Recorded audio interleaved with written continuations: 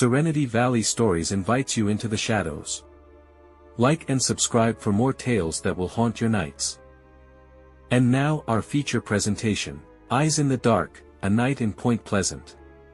What happened that night in Point Pleasant is something I can't explain, something that haunts me even now. We were just 3 friends on a road trip, taking the long way through West Virginia, trying to get away from the noise of our regular lives. None of us were prepared for what we encountered on that desolate highway or the terror that followed us into the heart of Mothman country. We had been driving for hours, the sun setting behind the thick, sprawling trees that lined the narrow road. It was just me, Dave, and Linda, each of us lost in our own thoughts as the car hummed along. Linda was in the passenger seat, half asleep, her head resting against the window. Dave was in the back, fiddling with his phone, trying to get a signal in the middle of nowhere. And I was behind the wheel, watching the road disappear into the darkening horizon. It was getting late, and we were still miles from Point Pleasant. The idea was to crash there for the night before heading back out in the morning. We had heard the stories about the Mothman, of course, who hadn't? But to us, it was just that, a story, a legend that brought tourists to a small town. None of us believed it was real, and even if it was, what were the odds of running into it? The road ahead was empty, a long ribbon of asphalt cutting through the wilderness. The trees on either side seemed to close in as the last light faded from the sky, and the night settled in, thick and heavy. The only sound was the steady drone of the engine and the occasional rustle of leaves as a breeze swept through the trees. That's when we saw it. At first, I thought it was just a deer or some other animal crossing the road, but as we got closer, I realized it was something else entirely. It stood in the middle of the road, tall and dark, with glowing red eyes that pierced through the gloom. I slammed on the brakes, and the car skidded to a halt just a few feet from it. "What the hell is that?" Dave shouted from the back seat, his voice tinged with panic. Linda snapped awake, her eyes wide as she stared at the figure in front of us. "Oh my God," she whispered, clutching the armrest. "Is that?" The creature was unlike anything I had ever seen. It was humanoid in shape, but its skin was a mottled gray, almost like the bark of a tree. Its wings were enormous, stretching out from its back and almost brushing the ground. But the most unsettling thing was its eyes, those glowing red eyes that seemed to burn into us, making my blood run cold. For a moment, none of us moved. We just sat there, staring at the thing in front of us, trying to make sense of what we were seeing. Then, as if it had decided we weren't worth its time, the creature spread its wings and lifted off the ground, disappearing into the night sky. We didn't say anything for a long time after that. I just put the car in gear and drove, my hands shaking on the steering wheel. Linda and Dave were silent, too, their faces pale in the dim light. The mood in the car had shifted from one of quiet relaxation to something tense, something dark. We reached Point Pleasant a little after midnight. The town was eerily quiet, the streets deserted except for a few cars parked along the curb. We found a small hotel on the edge of town, a rundown place that looked like it hadn't seen any renovations in decades. But it was cheap, and after what we'd just seen, none of us were in the mood to keep driving. The man at the front desk was old, his face lined with wrinkles, and he barely looked up as we checked in. He handed us a key without a word, and we made our way to the room, the floor creaking under our feet as we walked. The room was as rundown as the rest of the place, faded wallpaper peeling off the walls, a musty smell hanging in the air, and a single flickering light bulb that cast long shadows across the room. But it had beds, and that's all we cared about at that moment. We didn't talk about what we had seen on the road. None of us wanted to acknowledge it, as if speaking about it would somehow make it more real.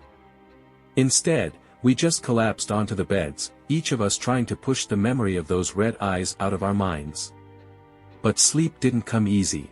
Every time I closed my eyes, I saw the creature again, standing in the middle of the road, its eyes burning into me. I could hear the faint rustle of wings, the distant echo of something not quite human.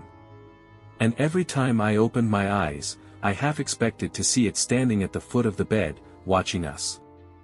I must have drifted off at some point because the next thing I remember is waking up to the sound of something tapping against the window. It was a soft, rhythmic sound, almost like the tapping of fingernails on glass.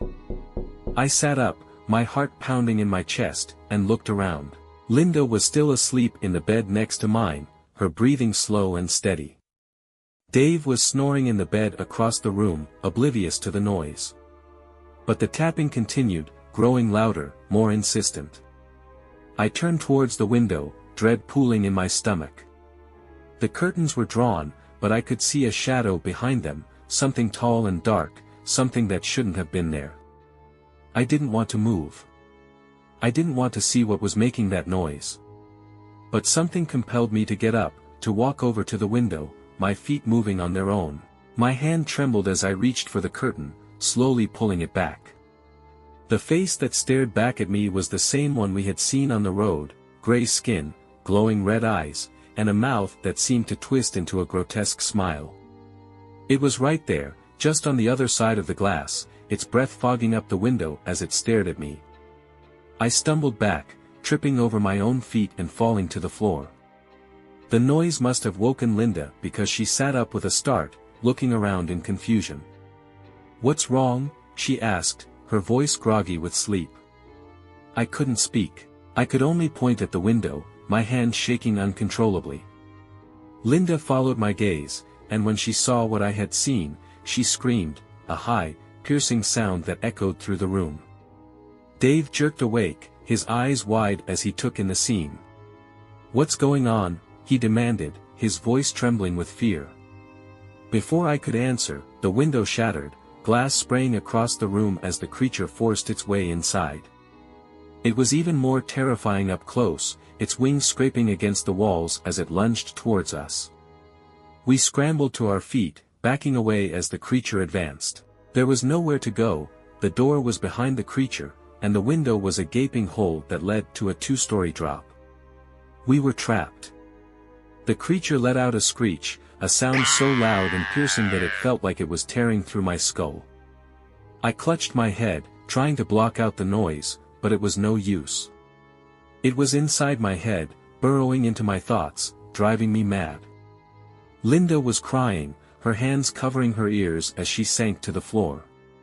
Dave was shouting something, but I couldn't make out the words over the screeching.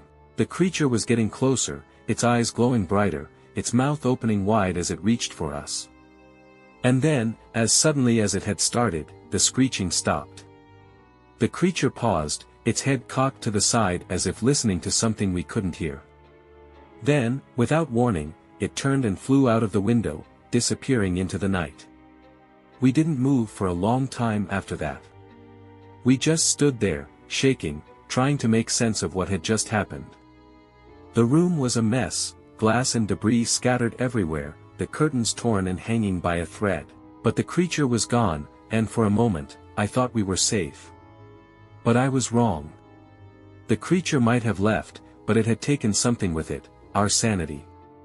None of us were the same after that night. Linda couldn't stop crying, her eyes haunted by something I couldn't see. Dave wouldn't speak, wouldn't even look at us, his face pale and drawn. As for me, I couldn't sleep. Every time I closed my eyes, I saw the creature again, felt its eyes burning into me, heard the screeching in my head. It was like a nightmare I couldn't wake up from, a shadow that followed me wherever I went. We left Point Pleasant the next morning, but the memories of that night stayed with us. We tried to forget, tried to move on, but it was no use. The Mothman had marked us, had left a scar on our minds that would never heal. I don't know what it is or where it came from, but I know one thing for sure, it's real. And if you're ever driving through West Virginia, if you ever find yourself on a dark, lonely road in the middle of the night, keep your eyes on the sky. Because you never know what might be watching you from the darkness. Thank you for watching Serenity Valley Stories. If you enjoyed this story, please like the video, subscribe to the channel, and hit the notification bell so you never miss another scary tale. Share your thoughts in the comments below.